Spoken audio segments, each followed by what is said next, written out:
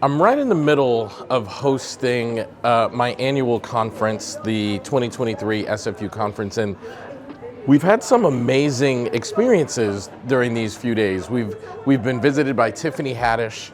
We've been visited by a woman by the name of Mim Eichler-Rivas. And in a minute, we're about to hear from a man named Antoine Fisher. And as I've been sitting here, I've been thinking about what things are standing out to me, what's going to impact my work going forward. And Mim said something yesterday that is profound.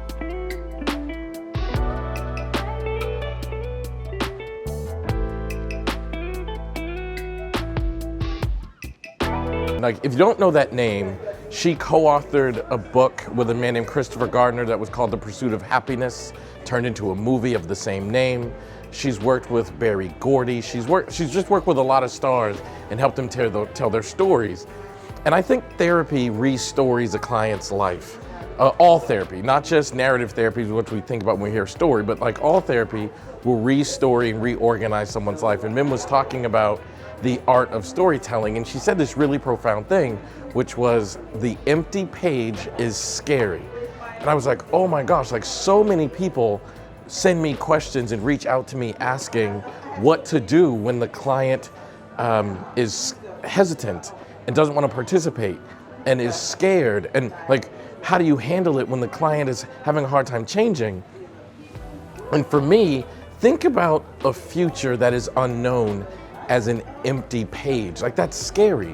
When a client is being impacted by life, or trauma has happened, or difficulty at work, difficulty in a relationship is ending or beginning, that makes the future unknown, and that blank page becomes scary, and that makes therapy about moving forward scary. And that's why clients become hesitant. That's why therapy is such a challenge.